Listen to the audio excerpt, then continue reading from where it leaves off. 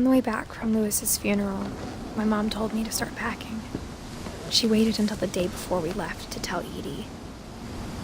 I'm not sure if she wanted to make it easier or harder.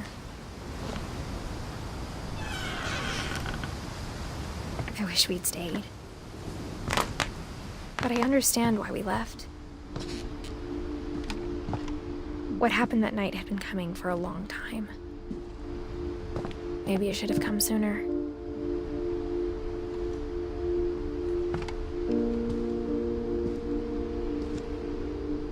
But it had to end one way or another. All that's left now is to tell you about that last night.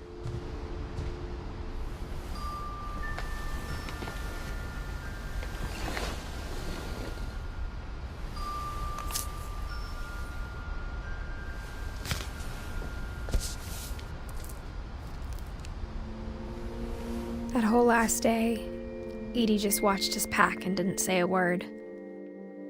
Until supper, when she raised her glass and said, "To our final night together, and all our final nights apart." Grandma, you know what I said about alcohol. Some of your medications are very Edith, specific. I left a present for you in the hallway. Why don't you go open it?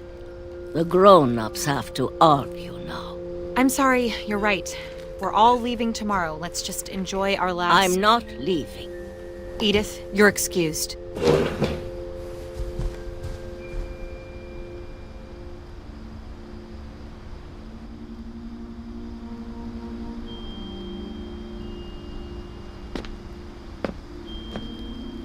The power had been shut off that morning, but Edie always had plenty of candles. When my mom sealed the library, I don't think she knew about the other entrance, or that Edie had a key to it.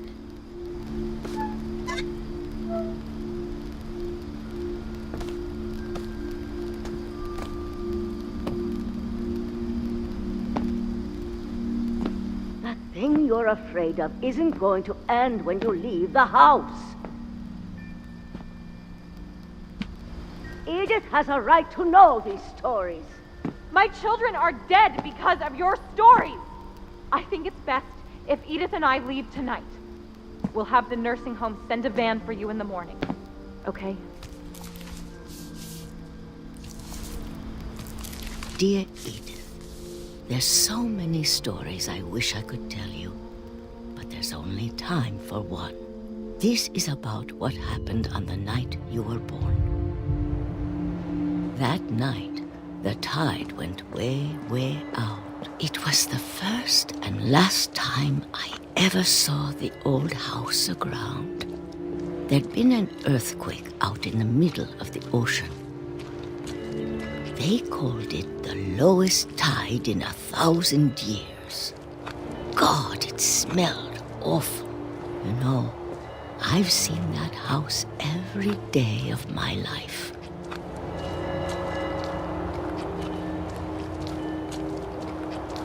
But I never thought I'd go back to it. When the fog rolled in, I lost my way.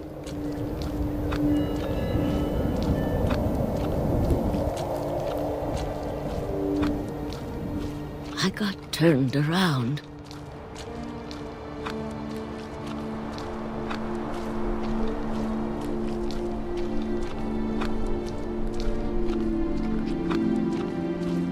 For a while, I wandered.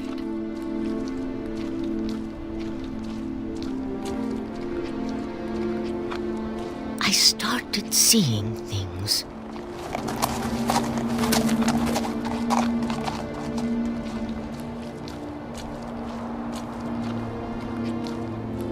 Things I'd forgotten had ever existed.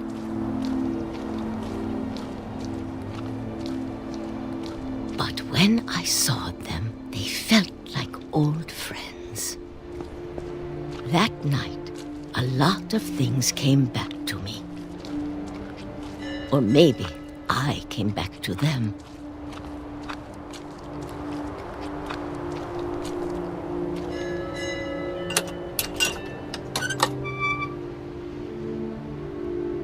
Things I can't explain. but that I need you to try and... Edith, what are you doing in here? It's mine. Edith! Mom, you're gonna rip it! Let go! I kicked and screamed, but Mom dragged me to the car. I never saw Great-Grandma Edie again. The next morning, the van came to pick her up, but she was already gone. After that, we moved around a lot.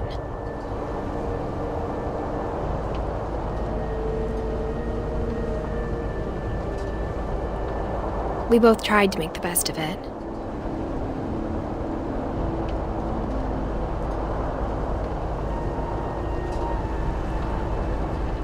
A few years went by.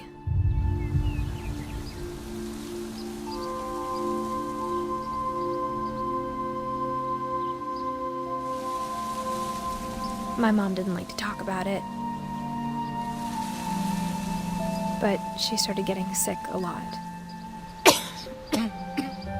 The rest happened pretty quickly.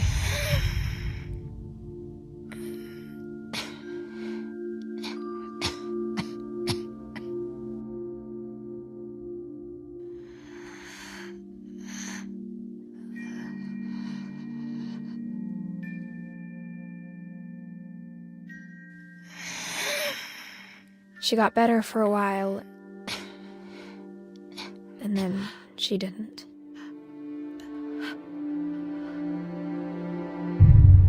And then I was alone.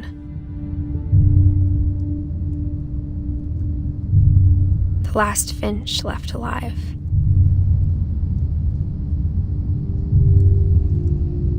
Until I found out about you. I'm still not sure what to tell you about all this. If we lived forever, maybe we'd have time to understand things. But as it is, I think the best we can do is try to open our eyes and appreciate how strange and brief all of this is. This journal was supposed to be for you. But now I hope you'll never see it. I just want to meet you and tell you all these stories myself. But I guess if you're reading this now, things didn't work out that way.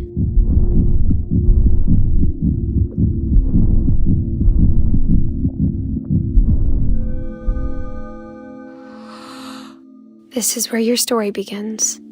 I'm sorry I won't be there to see it.